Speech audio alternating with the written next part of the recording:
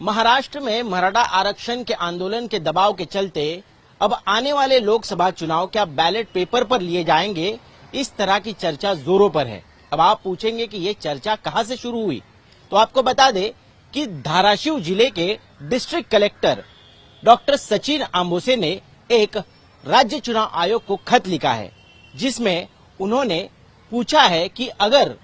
एक ही जिले से या एक ही कॉन्स्टिट्यूएंसी से अगर 1000 से ज्यादा प्रत्याशी चुनावी मैदान में उतरते हैं तो ईवीएम मशीन पर किस तरह से इलेक्शन कंडक्ट किया जाए, जिस पर अब इलेक्शन कमीशन द्वारा क्या रिप्लाई आता है उस पर सभी की नजरें लगी हुई है। आपको बता दें कि मराठा आंदोलन करने वाले मनोज जरांगे पाटिल, उन्होंने कुछ ही दिन पहले ये ऐलान किया है कि महाराष्ट्र सरकार जब तक उन्हें ओबीसी के कोटे से आरक्षण नहीं देती तब तक उनका आंदोलन जारी रहेगा और साथ ही आने वाले लोकसभा चुनाव में वो हर गांव से ज्यादा मराठा समुदाय से प्रत्याशी मैदान में उतारेंगे और लोकसभा चुनाव में सरकार के खिलाफ यहां पर संघर्ष करेंगे।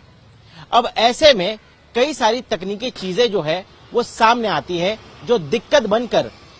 जो भी स्टाफ है, जो भी इलेक्शन कमीशन के लिए काम करने वाले लोग हैं, उनके सामने खड़ी हो जाती है। साफ तौर पर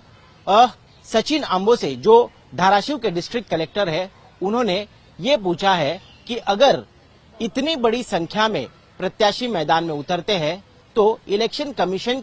किस तरह से उन्हें ट्रेनिंग देगा, किस तरह से एसओपीज फॉलो होंगी और साथ ही साथ जो इलेक्शन कमीशन के दिशा निर्देश है उसके अनुसार 384 से ज्यादा प्रत्याशी अगर एक ही चुनाव क्षेत्र में चुनाव लड़ने वाले हैं तो उन्हें ऐसी सूचना दी गई है कि वो चुनाव बैलेट पेपर पर किया जाए।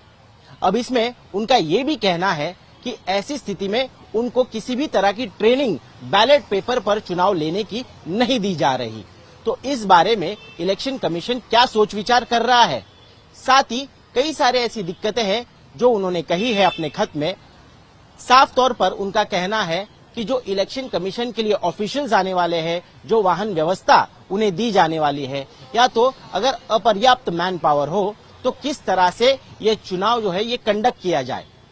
इसके अलावा उनका ये भी कहना है कि इतनी बड़ी लिस्ट अगर प्रत्याशियों की होगी तो लिस्ट बैलेट पेपर पर भी बहुत बड़ी बन जाएगी और उसे मोड़ने के बाद उसे रखने के लिए बैलेट बॉक्सेस भी बड़े साइज के लगने वाले हैं। क्या इस बारे में चुनाव आयोग कुछ विचार कर रहा है? हालांकि सूत्र हमें बता रहे हैं कि धाराशिव के बाद मराठवाड़े के कई ऐसे जिले हैं जहां से इस तरह की प्रक्रिया अब शुरू हो चुकी है और वहां के डिस्ट्रिक्ट कलेक्टर चुनाव आयोग को खत लिखने की तैयारी में है। आपको बता दें कि धाराशिव एक अकेला ऐसा जिला है जिसमें 700 से ज्यादा गांव है। कई सारे ऐसे तालुका भी है जहां से 150 से ज्यादा गांव है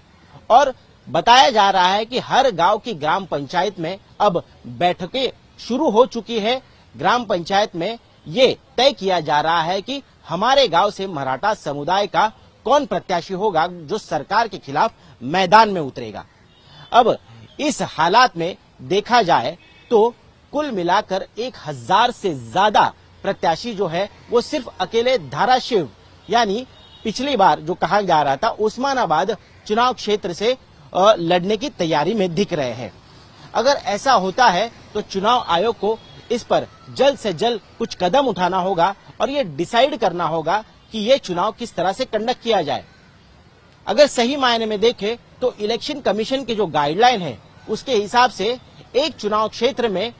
सिर्फ 24 तक ईवीएम मशीन जो है वो मुहैया कराई जाती है और एक ईवीएम मशीन पर लगभग 16 प्रत्याशियों का नाम रिफ्लेक्ट होता है। ऐसे में उसकी संख्या होती है 384 प्रत्याशियों की और इससे ज्यादा अगर प्रत्याशी मैदान में उतरते हैं तो इलेक्शन जो है वो बैलेट पेपर पर लिया जाता है। अब अगर बैलेट पेपर पर ये इलेक्शन होने वाला है तो आने वाले दिनों में सरकार और इलेक्शन कमीशन इसके लिए क्या तैयारियां कर रही है ये देखना बहुत ही दिलचस्प होगा। कैमरा पर्सन समीर शानबाग के साथ मैं ऋत्विक भालेकर,